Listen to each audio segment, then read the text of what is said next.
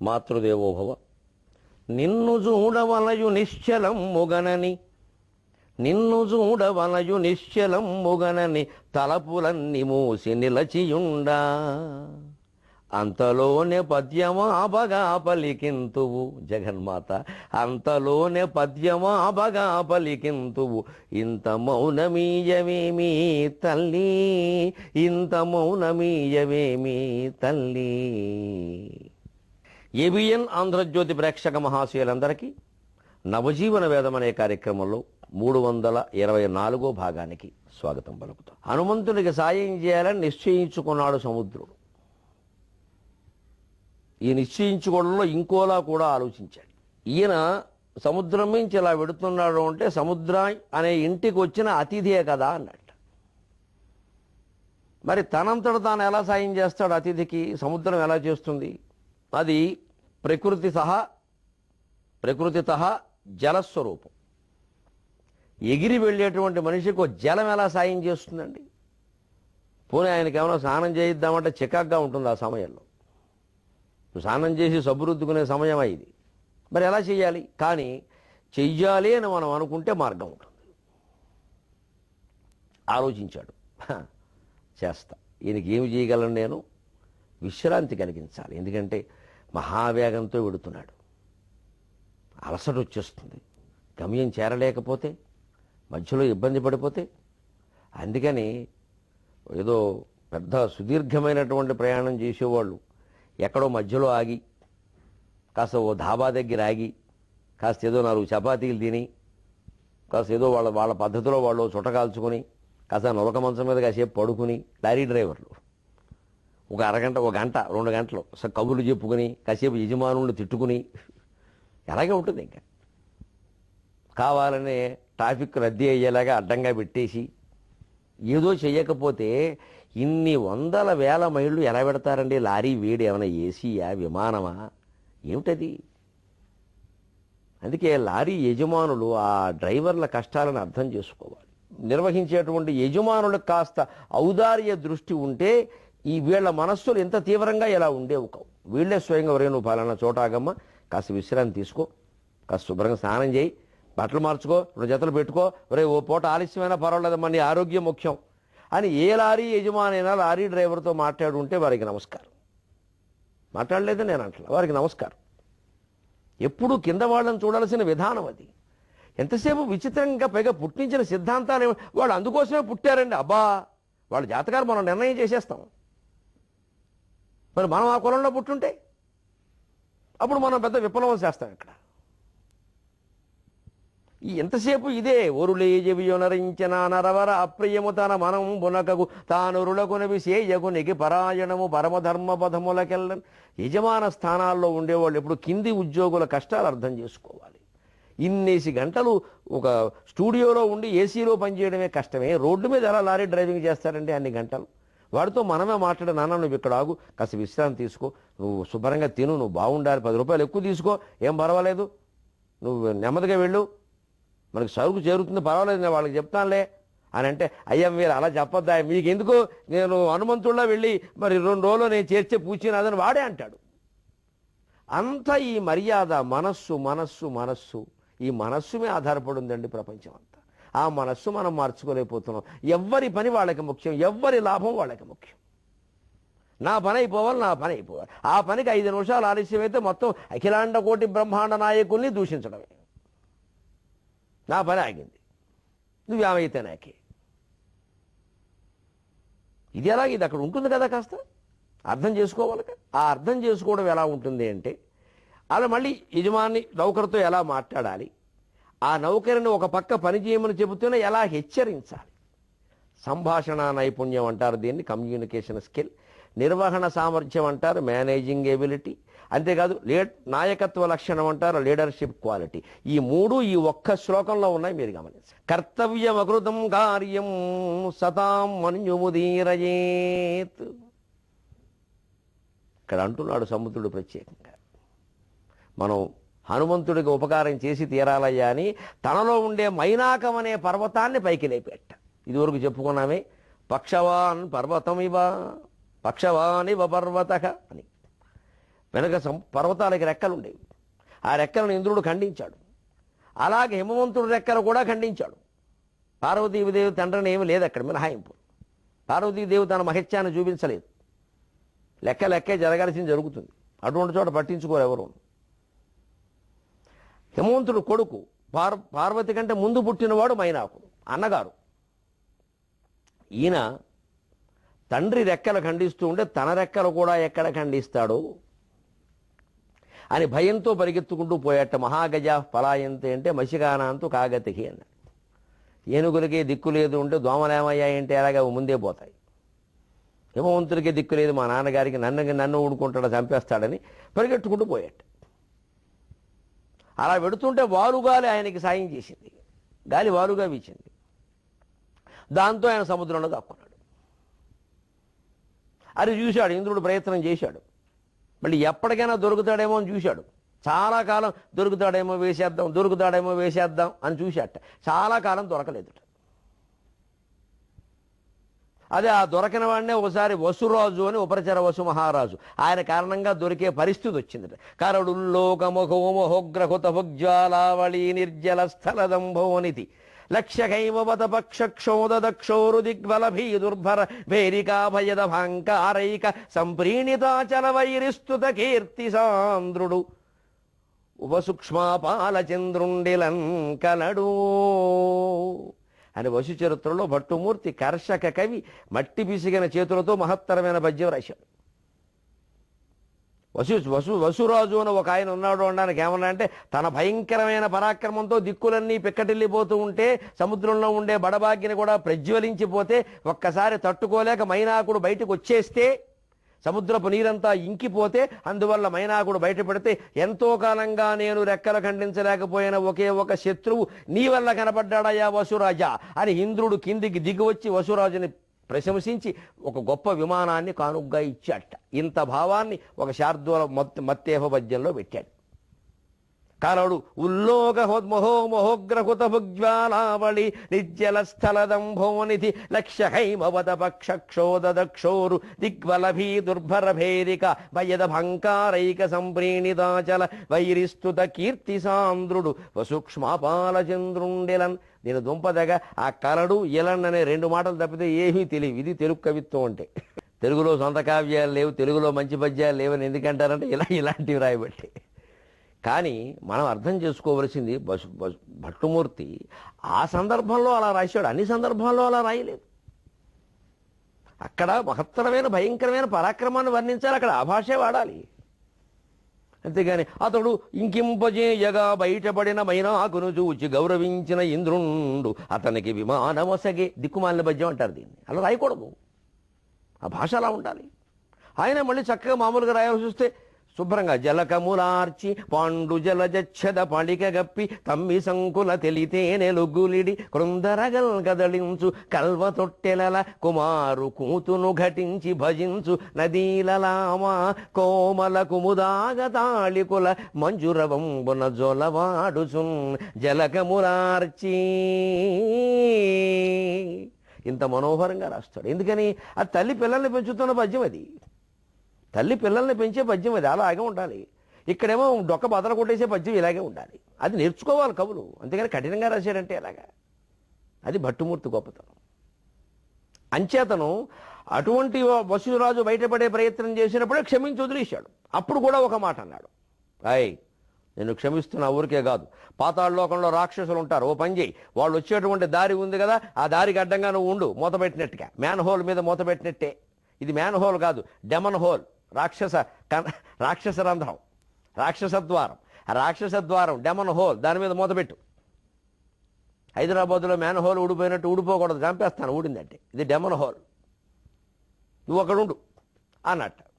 ఈవేళ ఆ మైనాకుండా సముద్రుడు నిద్రలేపాడు. నువ్వు పర్వతం నాయన, నీకు గట్టిగా ఉండడమే తప్పితే కాస్త స్రవించడం తెలియదు, ఇప్పుడు కాస్త ద్రవించాలి.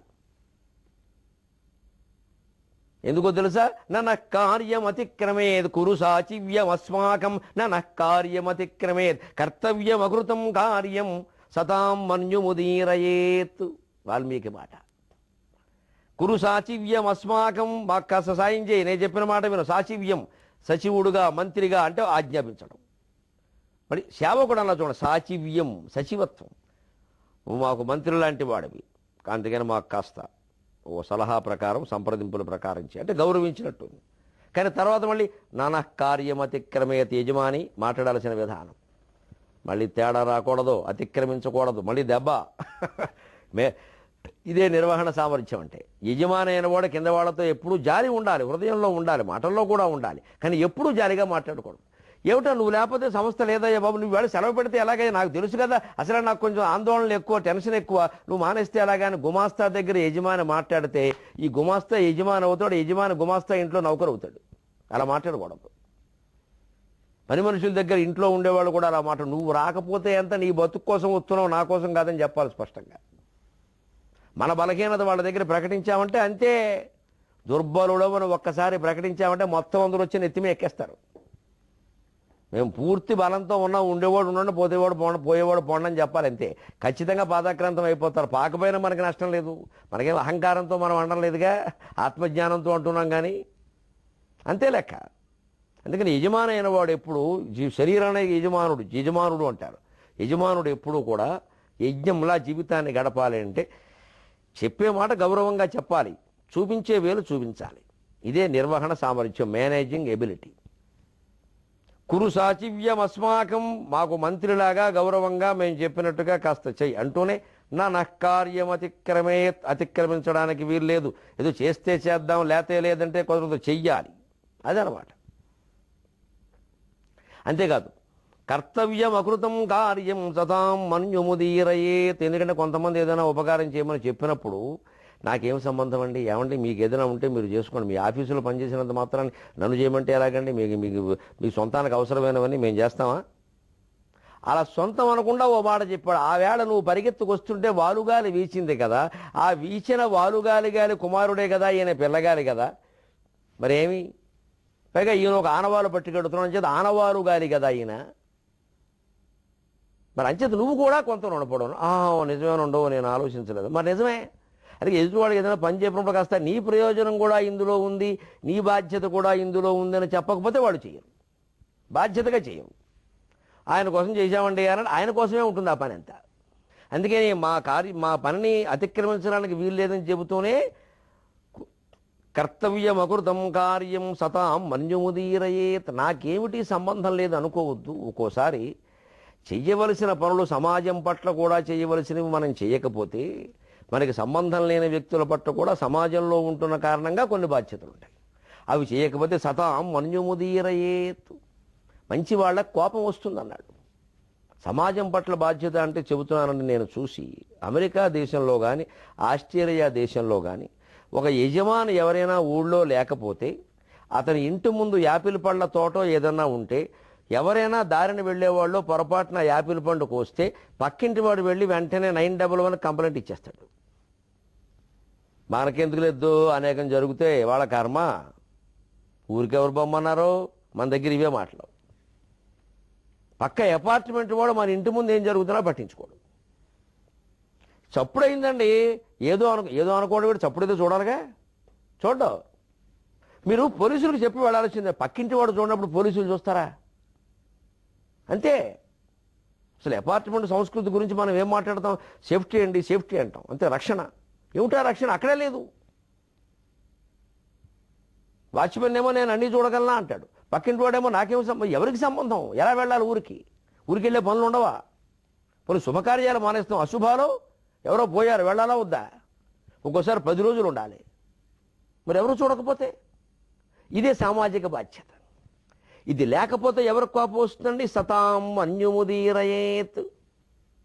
పక్క వాళ్ళ పట్ల, పై వాళ్ళ పట్ల, సమాజంలో అందరి పట్ల మనకి వ్యక్తిగత సంబంధం లేకపోయినా కానీ మన పని మనం చెయ్యకపోతే మంచి వాళ్ళకి కోపం వస్తుంది అనడా. మంచి వాళ్ళకి కోపం వస్తే ముందు కోపం వచ్చేది మహావిష్ణువుకి. నువ్వు ఎక్కడుంటావయ్యా అని మహావిష్ణువుని అడిగితే, నేను గోవుల్లో ఉంటాను, సజ్జనుల్లో ఉంటాను అన్నాడు ఆయన. భాగవతం చదువుకోండి. నేను గోవుల్లో ఉంటాను, సజ్జనుల్లో ఉంటాను. సజ్జనుల కోపం వస్తే సత్యనారాయణమూర్తి కోపం వచ్చినట్టే. సతాం అన్యుముదీరయేత్. అది మనం బాకీ తీర్చుకోవడం కాదు, చెయ్యవలసిన పని. దానికి దిలీపుడు శాపమే రాముడి వంశంలోనే ఉంది కథ. దిలీపుడు ఇంద్రుడు పిలిస్తే వెళ్ళాడు. ఆయనకి రాక్షసులతో చేసే యుద్ధంలో సాయం చేశాడు, గెలిచారు. ఇంద్రుడు ఆయనకి ఏదో సన్మానం చేశాడు, అర్ధసింహాసనమో అర్ధాంగి సింహాసనమో ఏదో ఇచ్చాడు, మొత్తం అయింది. ఈయన వస్తున్నాడు. అప్పటికి మరి 3 నెలలు అయింది భూమండలం విడిచిపెట్టి. సుదక్షిణాదేవి కల్లోకి వస్తోంది అస్తమానం. సుదక్షిణ చుట్టూ ఈయన మనస్సు ప్రదక్షిణం చేస్తోంది. అందుకని పల్లెకు పోదాం, పారును చూద్దాం, చెలో చెలో అన్నట్టుగా వచ్చాడు దేవదాసులాగా. వస్తూ రథం ఆయన సారథి తోలుతూ ఉంటే, నువ్వు తప్పుకోవయా, మా సుదక్షిణ కలగంటూ ఉంటుంది, అక్కడ నా కోసం వెళ్ళాలి వెంటనే అని ఆ పగ్గాలు తానే తీసుకున్నట్ట. అంతా అత్యంటారు దాన్నే. మరి బాగుంటుంది. అలాంటప్పుడే పొరపాటు జరిగిపోతాయి. ఎంత ఉత్సాహంలో ఉన్నా డ్రైవింగ్ మనం చేయకూడదు, యజమాని అయిన వాడు చేయకూడదు. అత్యవసరమైతేనే చెయ్యాలి. వీలైనంత వరకు దీర్ఘ ప్రయాణాల్లో ఎప్పుడు డ్రైవర్నే వాడుకోవాలి. ఎందుకంటే వాళ్ళకున్న జాగ్రత్త యజమానికి ఉండదు. ఏదో ఫోన్ మాట్లాడుతూ అడ్డగొరగా కోసేస్తాడు. ఎంతమంది పోలేదు అలాగా. అందుకని దిలీపుడు సారథ్యం బాగానే ఉంది, దాంట్లో ఇబ్బంది లేదు. ఆ దారిలో కల్పవృక్షం ఉంది, దాని నీడలో కామధేను ఉంది. చూసి కూడా చూడనట్టుగా ముందుకెళ్ళిపోయాడు. ఎందుకంటే పల్లెకు పోదాం, పారును చూద్దాం, దృష్టి వేరుగా ఉంది. కామధేను నెమరేస్తూనే ఓ మాట అంది, ఏ ఉద్దేశంతో నువ్వు వెడుతున్నావో ఆ ఉద్దేశము సఫలము కాకుండా కాక నీకు సంతానం కలగదని చెప్పింది. మరి ఈయనకి ఎందుకు వినపడలేదో మనకు తెలియదు, కానీ కాళిదాసు అద్భుతంగా చెప్పండి. అదత్యాకాశ గంగాయాం అన్నాడు. ఆకాశగంగలో ఐరావతాది ఏనుగులన్నీ వచ్చి స్నానం చేస్తున్నాయి. అవి బ్రహ్మాండంగా ఘీంకారం చేస్తూ ఉండడం వల్ల ఆ గొడవలో ఈ మాట వినపడలేదు అన్నాడు. మహాకవి ఔచిత్యం అంటే అలా ఉంటుంది. నదత్యాకాశ గంగాయాం స్రోతశుద్ధామదిగ్గజే అంటాడు కాళిదాసు. ఆకాశగంగలో ఉద్దామమైనటువంటి గజాలన్నీ స్నానం చేస్తున్నాయ్యా. అవి గజానికి జలకమాడడం అంటే చాలా ఇష్టం. గజస్నానం న్యాయం అంటారు. ఎంతసేపు అయినా చేస్తుంది, సాయంత్రం అయినా రాదు బయటికి. అందుకని అవి ఘీంకారాలు చేస్తున్నాయి సరదాగా, చిన్నపిల్లలు కేకలేసినట్టుగా. తెలియని కుంటల్లో మునిగితే మరి చనిపోరు ఈత కోసం వెళ్ళిన వాళ్ళు. అందుకని లోతెరిగి దిగితే కానీ లోతు తెలియదు, ఏం చేద్దాం. అందుకే పెద్దవాళ్ళు చెప్పినట్టు వినాలి. అక్కడికి వెళ్ళొద్దంటే వెళ్లకుండా ఉండాలి. తర్వాత గర్భశోకం ఎవరు భరించగలుగుతారు? అలాగే ఏనుగులు అక్కడ ఉండి స్నానాలు చేస్తూ ఘీంకారం చేస్తే ఆ హడావిడిలో ఈ కామధేనువు ఇచ్చినటువంటి శాపం ఆయనకి వినపడలేదు. ఇదంతా ఎప్పుడు తెలిసింది? ఇంటికి వచ్చాక, ఏడాది పైన కాపరాలు జరిగినా పిల్లలు పుట్టకపోయాక, ఏమిటి ఇలా జరుగుతోందని అనుమానం వచ్చి సంతాన యోగం లేదా అని జాతకం చూపించుకుందాం అన్నట్టుగా వశిష్ఠుడు ఎక్కడో అరణ్యాల్లో ఉంటే వెతుక్కుంటూ ఆయన దగ్గరికి వెళ్ళాక, ఏమిటి స్వామి ఇలా ఉంది మా పరిస్థితి అని అడిగాక, అప్పుడు ఆయన ధ్యాన స్థిమితలోచనగా ఒక్కసారి అలా కళ్ళు మూసుకుని ధ్యానం చేసి, కామధేనువు నీకు అప్పుడు శాపం ఇచ్చిందయ్యా, అందుకని ఇది జరగడం లేదు. అంచేత కామధేనువు ఇప్పుడు లేదు, కాబట్టి దాని కుమార్తె నందినీ ధేనువు ఎక్కడం దీనికి సేవించమన్నాడు. ఆ గోసేవ 21 రోజుల పాటు మానకుండా వ్రతంలాగా చేయడం వల్ల తర్వాత కాలంలో దిలీపుడికి సంతానం కలిగింది. అంచేతనం మైనాక పర్వతమా గుర్తుపెట్టుకో, వేషాలు వేయొద్దు. దిలీపుడికి ఏం జరిగింది? మనకి సంబంధం ఉన్నా లేకపోయినా పూజ్యుల్ని పెద్దల్ని గౌరవించాలి. ఓ పుణ్యక్షేత్రం నుంచి వెడుతున్నాము అంటే వీలైతే అక్కడ దిగి దర్శనం చేసుకుని వెళ్ళాలి. లేదు రైల్లోంచి అయినా భక్తిగా నమస్కారం చేసుకుని, స్వామి ఎప్పుడో మళ్ళీ యోగం ఉన్నప్పుడు వస్తాయి, ఈసారి వచ్చినప్పుడు వస్తామనకూడదు. యోగం ఉన్నప్పుడు వస్తామని చెబితే ఆ యోగం ఆయనే కల్పిస్తాడు. ఈసారి వచ్చినప్పుడు అంటే మళ్ళీ పేకట్టుకుంటారు. అన్నవరమును తిరుపతి దేవుడు ఇద్దరే తోడేళ్ళుళ్ళే ఇద్దరు కూడా పట్టుకుంటారు గట్టిగా. అందుకని బాబు యోగం ఉన్నప్పుడు వస్తామంటే ఆ యోగం ఆయన మీద వారేసేం గొడవలేదు. అదొక మాట. అలాగే దేవుళ్ళనే కాదు, మహానుభావులు ఎవరన్నా ఒక ఊళ్ళో ఉన్నారా, ఊరు మనం వెళ్ళే వాళ్ళ దర్శనం మనం చేసుకోవాలి. వారిని రమ్మని అనకూడదు, మనమే వెళ్ళాలి. అది వారికి ఏ ఊళ్ళోకి వచ్చాడా, ఓ మాట కనపడచ్చు కదండి అని అనిపిస్తుంది. కొంచెం మనస్సు చివుక్కుమంటుంది. అది మనకు శాపంగా పరిణమించే అవకాశం లేకపోలేదు. అది వాళ్ళ తపోస్థాయిని బట్టి ఉంటుంది. అందుకని అలా జరుగుతుందో. అందుకని సతాం అన్యముదీరయేత్, నాకేమీ సంబంధం లేదని తప్పించుకునే ప్రయత్నం చేయొద్దు. చేయవలసిన పని చేయకపోతే మంచి వాళ్ళ కోపం వస్తుందంటే తోలు తీస్తానని చెబుతున్నాడు ఇక్కడ. ఒళ్ళు మండిందంటే కావాలనే ఇంకిపోయి నా బడబానాలన్న పైకి లాక్కొచ్చి ఇంకిపోయి నువ్వున్న ప్రదేశంలో నువ్వు బయటపడేలా చేస్తా. ఇంద్రుడికి ఒక్క ఎస్టీడీ కాల్ చేస్తా. ఈ మధ్య కంపెనీల వాళ్ళు ఉచిత కాల్స్ కూడా ఇస్తున్నారు. ఒక్క కాల్ చేస్తే అయిపోయినట్టే నీ పని. లోకాల్ పరలోకాల్, జాగ్రత్త. ఇది యజమాని నౌకరుతో మాట్లాడే విధానం. ఆయన క్షేమం కోరుతూనే ఆయన్ను కూడా పనిలో భాగంగా చేస్తూనే, భాగస్వామిని చేస్తూనే, కాస్త చేయవయ్యా అని చెబుతూనే, గౌరవిస్తూనే హెచ్చరిక కూడా చేయాలి. అప్పుడే వాళ్ళు పనిచేస్తారు. ఇప్పుడు చెప్పాడు, అబ్బాయి ఇవన్నీ వదిలేయమైనాక ఒక్క మాట, రాముడు ఎంత సాధువు, అటువంటి రామకార్యానికి మనం సాయం చేయొద్దు. సీత ఎన్ని కష్టాలు పడుతుంది అక్కడ. అటువంటి సీతాదేవికి మనం స్నానం చేయొద్దు. హనుమంతుడిని చూడు, మనం సాయం చేయొద్దు సీతాదేవికి. ఆ హనుమంతుడు ఎంత శ్రమ పడుతున్నాడయ్యా, చెమట గారి సముద్రంలో పడుతోందయ్యా. ఈ లవణ సామ్రాజ్యము సేవా సుధా భాండంబై క్షితిజాత బాష్పజనిత ఔర్వం వింత శంతించడిన్ కొండన్ కొండజనంగలేచి పవనాంకూరము జంఝామరుచండాకారము దాల్చి వార్ధి పొడిగై సంద్రంబు దాటన్ వపుర్దండం వెల్ల చెమర్ప వపుర్దండం వెల్ల చెమర్ప ఈ లవణ సామ్రాజ్యము సేవా సుధా భాండంబై క్షితిజాత బాష్పజనిత ఔర్వం వింత శాంతించడి. అలాగా ఆ హనుమంతుని చెమట బొట్లు దీంట్లో పడ్డం వల్ల నాకు సీతాదేవి వెడుతుంటే కార్చిన కన్నీటి బొట్లకి ఈ చెమట బొట్లు సమాధానం అనిపించిందయా. నీకు కూడా అలా అనిపించట్లా? ప్రత్యేకించి ఒక యజమాని ఆజ్ఞాపించాలా? రాముడు ఎంతో సాధువు కాబట్టి రామకార్యానికి మనం సాయం చేయాలి. సీతాదేవి ఎన్నో కష్టాలు పడుతోంది, అందుకని మనం సాయం చేయాలి. హనుమంతుడు ఎంతో శ్రమ పడుతున్నాడు, అందుకని మనం సాయం చేయాలి. చూడండి, ఒక మనిషిని ఒక మంచి కార్యక్రమంలో పాల్గొనేలా చేయడానికి ఎంత చెప్పాలో. ఒక సామాజిక కార్యక్రమం అంటే మన వాళ్ళకి అంత చెప్పాలి. ఈ పూజ చేస్తేనండి మీకు వెంటనే సంపదలు ఖాయమని ఏమీ చెప్పక్కల, 1,00,000 మంది వచ్చేస్తారు తామరాకులు పట్టుకొని.